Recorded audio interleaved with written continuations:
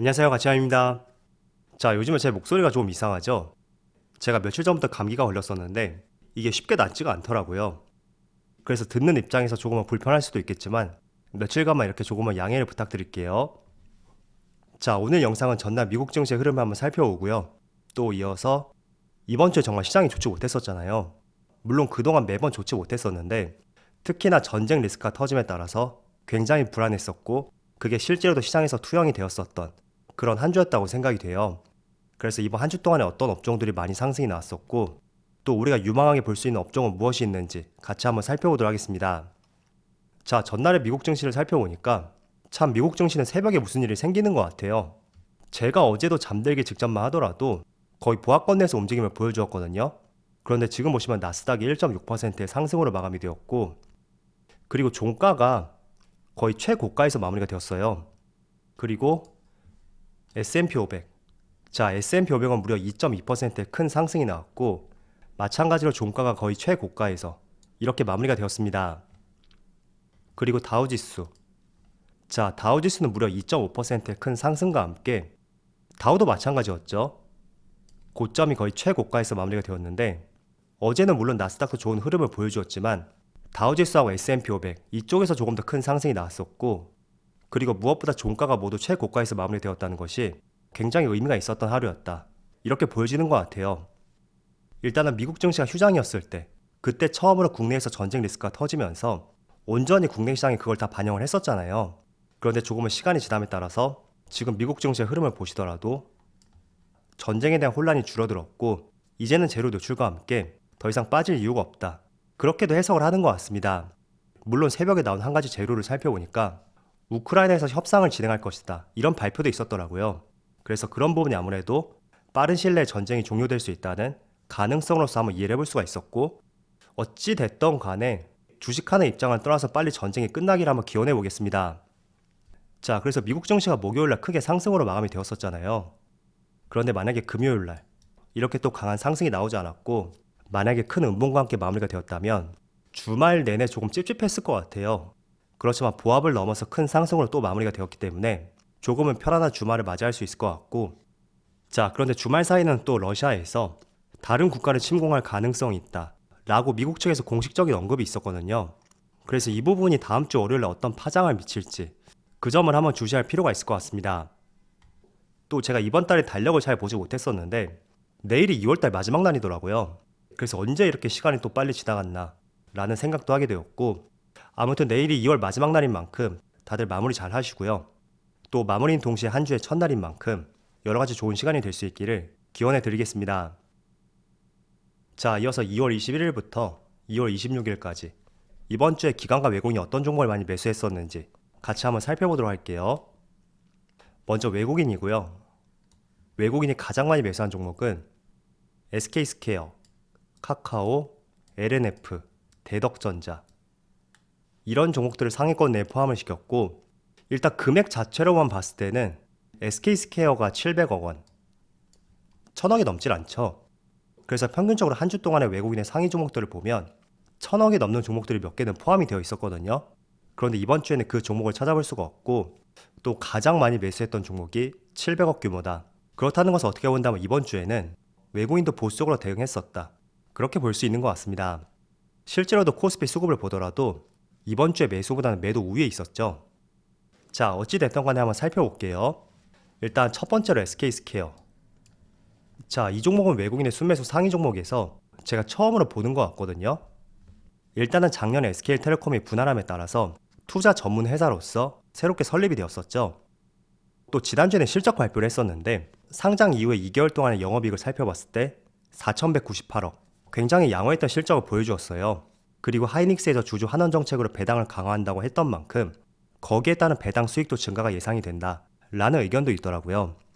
자, 그래서 일단 차트를 한번 보면 자, 이 종목은 신규 상장하고 나서 줄곧 계속 내리막길을 보여주었던 종목이었거든요. 지금도 추세가 돌아섰다고는 볼 수는 없겠죠. 그렇지만 줄곧 내림세를 보였던 종목에서 한 주 동안의 외국인 수급이 가장 많이 들어왔던 종목이었다 라는 것은 긍정적으로 해석을 해보자면 외국인이 이제는 저점이라고 인식을 했고 그에 따라서 수급이 들어오고 있는 것은 아닌가 라고 해석을 해볼 수 있는 것 같아요. 그래서 일단은 실적도 양호했었고 또 투자 전문 회사로서 올해는 신사업에 적극 투자한다 라는 포부도 내비쳤던 만큼 주가의 가격적인 부담은 없는 것 같아요. 그래서 외국인의 수급과 함께 다음 주에 한번 관심을 가져봐도 좋을 것 같고요. 다만 기관 쪽에서는 여전히 계속 순매도 물량이 나오는 만큼 이게 어느 정도는 균형이 맞아야 된단 말이죠. 지금은 외국인의 매수 물량이 더 많다고 보여줄 수 있어도 기관의 매도 물량이 계속 나온다면 이 또한 또 상승을 방해할 수가 있으니까 기관의 물량도 같이 한번 체크해보자 이런 말씀을 드릴게요. 자, 그리고 두 번째로 카카오. 카카오는 제가 최근에 계속 말씀을 드리고 있죠. 일단 지난주 금요일날 강한 상승이 나왔어요. 기관과 외국인도 많은 순매수를 보여줬었고 거의 5% 가까운 상승이 나왔었는데 금요일날은 카카오 측에서 3천억 규모의 자사주를 소각하겠다 이런 주주 환원 정책을 다시 한번 발표했었고 또 이게 하나의 트리거로서 작용이 되어서 이 기업이 정말로 주가 부양에 생각이 있구나 라고 이해해볼 수 있었던 하나의 이슈였던 것 같습니다. 자, 그래서 카카오가 저점 부근에서 지금 주주 환원 정책도 많이 펼치고 있고 또 무엇보다 중요한 것은 더 이상 나올 악재가 무엇이 있을까? 즉 카카오의 주가를 방해할 수 있는 그런 요소가 되겠죠. 그런 마이너스적인 요소를 생각해 봤을 때는 지금으로서는 딱히 보이지 않는다 라는 생각이 들고요. 또 고점 대비 거의 50% 가까운 하락이 나왔던 만큼 충분히 빠질 만큼 빠지지 않았나 그런 생각도 드는 것 같습니다. 그래서 카카오뿐만 아니라 카카오 그룹주들 있죠. 당분간은 지금처럼 이런 흐름이 나올 가능성도 있으니까 제가 뭐 단번에 12만원, 13만원 그 이상을 갈 것이다 그렇게는 제가 장담할 수는 없겠지만 어느 정도 저점에 대한 반등 그런 것들은 기대해 볼 수 있는 위치인 것 같습니다. 자, 그리고 세 번째로 LNF. 이 종목은 코스닥 종목이에요. 그리고 지금 주가의 흐름을 보면 1월 말에 최저점을 형성하고 그 저점을 깨지 않고 오히려 저점을 높여가고 있죠. 그리고 코스닥 지수의 흐름을 보면 지금 LNF하고 다르게 이렇게 지수가 내려가는 흐름이 나오고 있거든요. 그런데 오히려 상승 추세를 보여주고 있고 또 에코프로비엠 이 종목도 미공개 정보를 이용한 주식 투자로 인해서 관련 그룹주가 한 차례 급락이 나왔어요. 물론 저도 굉장히 부정적으로 봤던 이슈였는데 그래도 저점을 다지고 마찬가지로 또 반등하는 모습이 나오고 있죠. 그래서 아무래도 소재기업은 실적이 탄탄하고 또 미래 성장에 대한 기대감이 확실한 만큼 금요일날은 소재기업들 정말 강세 흐름을 보여주더라고요.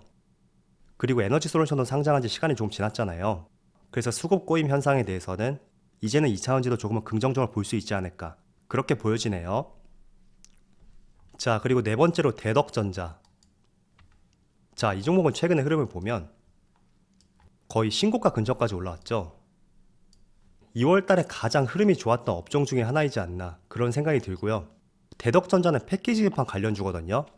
제가 패키지 기판 관련주는 여러 번 말씀을 드렸었고 무엇보다도 정말 업황이 좋은 것 같아요. DB금융투자에 따르면 대덕전자가 올해 영업이익이 지난해에 비해서 무려 100% 증가가 예상이 된다. 그런 전망도 있었고 또 목표 주가를 3만원에서 35,000원까지 약 16% 상향 조정을 했거든요. 물론 목표 주가는 믿을만한 게 못 되죠. 그렇지만 우리가 업황을 한번 주목할 필요가 있을 것 같아요. 자, 최근에 LG이노텍도 반도체 기판에 4,100억 원을 투자한다 라는 발표를 했었고 이 기판 사업 같은 경우에는 조금 전에 보여드린 대덕전자 유사한 업종이라고 볼 수가 있겠죠. 자, 그래서 이 패키지 기판 쪽 올해도 업황이 정말 좋을 것으로 예상이 되고요. 또 관련 종목으로서 심택도 있죠. 그래서 패키지 기판 쪽 이쪽은 여전히 열린 마음으로써 업종을 한번 바라보시면 좋을 것 같고요. 그리고 제가 처음으로 다녔던 직장이 대덕전자가 유사한 사업을 하고 있는 패키지 기판을 만드는 기업이었거든요. 그때가 2015년쯤 되었었죠. 근데 그 당시에는 패키지 기판, PCB 이런 쪽의 업황 사이클이 굉장히 길었어요. 굉장히 업황이 좋았다가도 몇 년이 지나면 또 업황이 굉장히 부진하는 이 사이클 주기가 굉장히 길었었는데 최근에는 살펴보니까 이 사이클 주기가 짧아지는 것 같더라고요. 물론 반도체도 그런 현상이 나타나고 있죠. 그게 앞으로 4차 산업혁명 시대로 갈수록 더 이 주기가 짧아질 가능성이 있다고 생각이 되고요. 그 직전까지만 하더라도 이 패키지 기판이라든지 PCB 이런 것들 사용할 수 있는 곳이 한정이 되어 있었는데 이제는 정말 기존의 틀을 넘어서 새로운 분야들, 로봇, 자율주행 자동차 이렇게 시대가 발전함에 따라서 업황 사이클이 짧아지는 것 같더라고요. 그래서 이거는 참조로 말씀을 드리고요. 그래서 반도체도 과거의 삼성전자를 보면 자, 이렇게 한번 상승하고 쉬어가는 구간, 또 상승하고 쉬는 구간. 이 사이클이 존재했었거든요. 자, 보세요. 과거에도 상승할 때 2년 정도 걸렸다면 쉬어가는데 또 3년이 걸리고, 또 상승하는데 2년이 걸리면 또 쉬어가는데 3년이 걸리고, 예를 들어 뭐 이런 식으로 발생이 되었었는데, 시대가 발전함에 따라서 그게 짧아질 가능성이 있으니까 그 점을 한번 참조로 말씀을 드릴게요. 자, 그리고 기관은 하이브하고 LG에너지솔루션, 카카오, OCI, LG전자 이런 종목들을 차례대로 매수했네요. 자, 하이브를 한번 볼게요. 이게 지금 월봉이죠. 자, 하이브는 11월 달부터 1월 달까지 주가가 굉장히 부진한 모습을 보여주었었는데, 최근에는 다시 돌려 세우는 모습이 나오고 있어요. 일단 하이브의 실적을 한번 보면 엔터기업 최초로 연매출 1조 원 시대를 열었고, 콘서트가 없었음에도 불구하고 지난해 실적이 사상 최대치를 달성했다 라는 발표가 있었습니다. 자, 그리고 SM도 마찬가지예요. SM은 7천억, 동일하게 창사 이래 최대 실적이다 이렇게 되어 있는데, 자, 엔터기업의 가장 큰 매출 파일을 담당하는 것이 바로 콘서트예요. 그런데 작년에는 다들 아시겠지만 코로나 때문에 콘서트를 제대로 열 수가 없었죠. 그런데도 두 기업이 창사 이래 최대 실적을 달성했다 라는 것은 코로나 팬데믹이 끝으로 갈수록 이 두 기업의 실적은 더욱더 증가할 가능성이 있다, 그리고 기대감을 가져볼 수도 있다 라고 볼 수가 있습니다. 자, 그리고 하이브 같은 경우에는 작년 7월 달에 방시혁 대표가 대표직을 내려놓았었죠. 그리고 새 대표이사로 넥슨 코리아, 넥슨 재팬 이쪽 회사의 CEO 출신이 선임이 되었는데, 넥슨은 게임 회사란 말이에요.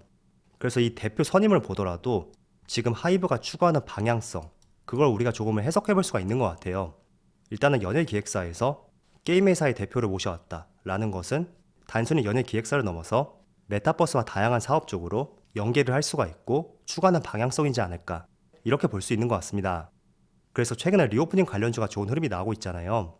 엔터 기업들도 충분히 리오프닝 관련주라고 볼 수가 있고, 콘서트가 없었음에도 불구하고 사상 최대 실적을 달성했다는 것은 올해 콘서트가 재개가 된다면 충분히 더욱더 큰 실적을 기대해 볼 수가 있다, 이렇게 볼 수 있는 것 같습니다. 그래서 최근에 엔터 기업들이 연말에 조금은 부침이 있었을 거예요. 그렇지만 충분히 눌릴 만큼 눌렸다고 생각이 되고요. 하이브는 무려 50% 가까운 하락이 나왔죠. 42만원에서 22만 9천원. 그래서 가격적인 면을 봤을 때도 크게 부담이 없는 위치라고 생각이 되고 한번 기대해 볼 여지가 있는 업종이다, 이렇게 말씀을 드릴게요. 자, 그리고 에너지솔루션은 일단은 기관은 꾸준히 매수세를 보여주는 것 같아요. 그 중심에는 연기금이 있고, 그렇지만 외국인을 보세요. 연일 매도세가 나고 있는 만큼 분명히 성장성은 있어요. 저도 충분히 고점을 돌파할 수 있는 업종이라고 판단하고 있지만 그게 수급적인 면을 봤을 때는 당분간은 쉽지 않을 것 같다 라고 보여지는 것 같고, 또 세 번째는 카카오. 이건 제가 조금 전에 말씀을 드렸고, 네 번째가 OCI. 자, OCI는 제가 토요일날 한번 말씀을 드렸었는데, 이게 러시아 전쟁 때문에 금요일날 친환경 에너지 관련주가 큰 상승이 났어요. 물론 풍력적이 조금 더 강했다고 볼 수 있는데, 그래도 한편으로는 에너지 다각화에 대해서 기대를 해볼 수 있는 여지가 많은 만큼 정말로 이게 바닥을 다지고 추세적으로 상승하는 것인지, 그건 아직까지는 확신은 되지 않지만 이런 흐름에 대해서는 최근 들어서 기관에 꾸준한 수급이 들어오고 있는 만큼 다음 주의 흐름을 한번 지켜보는 것도 괜찮을 것 같다고 생각이 되고요. 또 마지막으로 LG전자 한번 볼까요? 자, LG전자는 물론 기관의 순매수 상위 종목에 포함이 되어 있지만 이게 연속성은 없는 것 같아요. 그래서 이런 흐름은 조금 더 체크해 보는 것이 나을 것 같다고 생각이 되고요.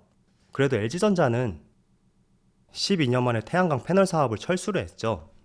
저는 이런 부분은 잘했다고 생각이 되는데, 안 되는 거는 과감하게 접고 잘하는 거 있잖아요. 가전이라든지 전장사업 쪽, 그쪽으로 조금 더 역량을 집중하는 것이 기업 측면에서도 나을 것 같다고 생각이 되고, 또 주가적인 측면에서도 부진한 사업을 철수함에 따라서 조금 더 업사이드를 기대해 볼 수 있는 여지가 남지 않을까, 그런 생각을 하고 있습니다. 자, 어쨌든 그래도 어제 미국 증시가 한 차례 더 상승이 나왔던 것 같아요. 물론 아직 전쟁 리스크가 끝나지 않았기 때문에 또 언제든지 상황은 바뀔 수가 있겠죠. 그렇지만 과거 정점은 좀 지난 것 같다, 이런 생각이 들고, 어쨌든 대망의 3월달이 다가오고 있는데 3월 중순 FMC 회의와 함께 본격적으로 시장이 이제 바닥을 다지고 턴어라운드 할 수 있는 그런 시점이 빨리 다가오기를 한번 기원해 보겠습니다. 자, 그럼 오늘 영상 여기서 마치도록 하고요. 언제나 여러분들의 성공 투자를 기원하도록 하겠습니다. 감사합니다.